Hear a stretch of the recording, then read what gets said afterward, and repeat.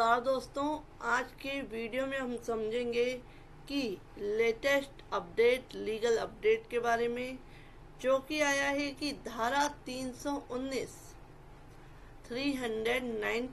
CrPC के तहत सम्मन के लिए ट्रायल के दौरान दर्ज साक्ष्य पर्याप्त हैं, ऐसा कहा है इलाहाबाद हाई कोर्ट ने। तो इलाहाबाद हाई कोर्ट ने एक महत्वपूर्ण फैसले में जो है दंड प्रक्रिया संहिता सीआरपीसी की धारा 319 के तहत ट्रायल के दौरान दर्ज साक्ष्य के आधार पर अतिरिक्त अभियुक्तों को सम्मन करने के लिए ट्रायल कोर्ट की शक्ति को बरकरार रखा है। न्यायालय ने सम्मन आदेश को चुनौती देने वाली एक आपराधिक पुनरीक्षण याचिका को खारिज कर दिया, इस बात पर जोर देते हुए कि इस शक्ति का प्रयोग करने में न्यायालय की संतुष्टि सर्वोपरि है।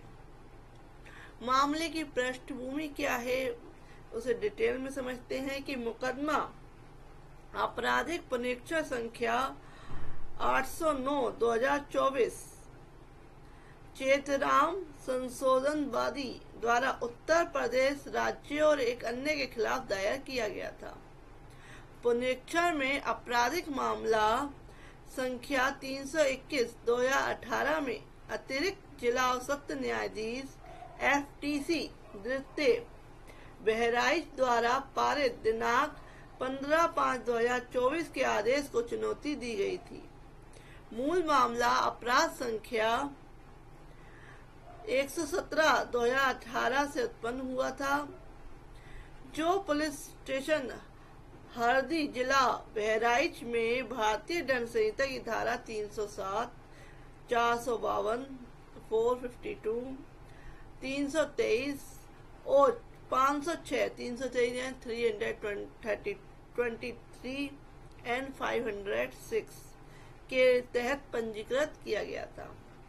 मुख्य कानूनी मुद्दे क्या थे इस केस में कि अतिरिक्त अभियुक्तों को बुलाने के लिए धारा 319 सीआरपीसी का दायरा और अनुप्रयोग।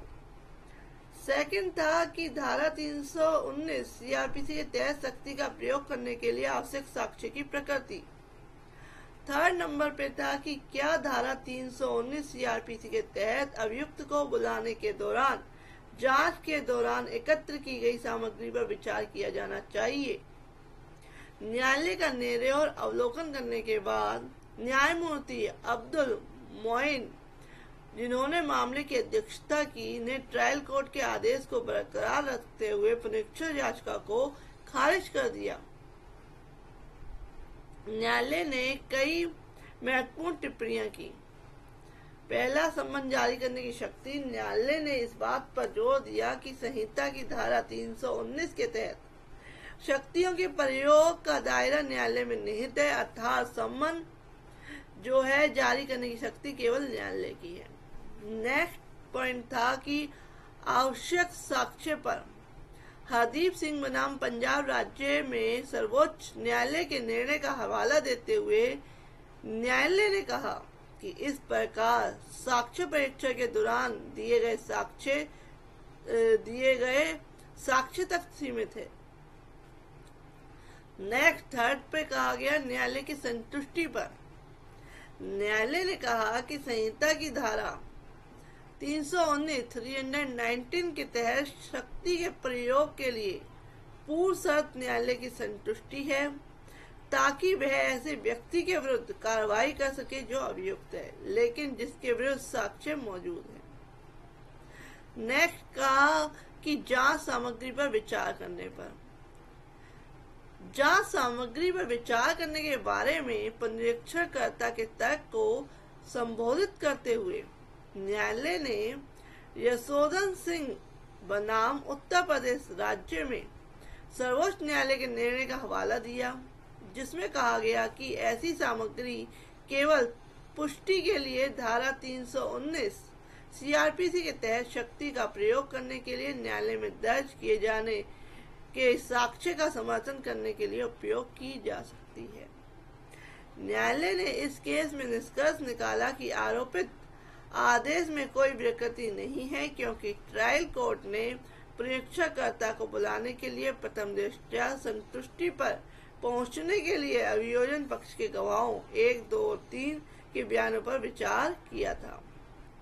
तो ये जो केस था उसके वकील थे वो निरीक्षणकर्ता चेतराम कृष्ण गोपाल बना द्वारा प्रतिनिधित्व किया गया इस केस का। विपक्षी पक्ष था प्रमुख सचिव गृह लखनऊ और अन्य के माध्यम से उत्तर प्रदेश राज्य, और राज्य वकील थे अनुराग वर्मा AGA। तो ये पूरा जो है केस था। इस केस का डिटेल क्या थी वो समझते हैं। तो डिटेल्स भी समझते हैं इसकी केस की। केस नंबर है क्रिमिनल रिवीजन नंबर 809 ऑफ 2024। रिवीजनिस्ट है चेतराम। अपोजिट पार्टी है स्टेट ऑफ यूपी। तो फ्रेंड्स, अगर आपको ये पसंद आया तो like my video, please like share and subscribe my channel. Thank you for watching this video.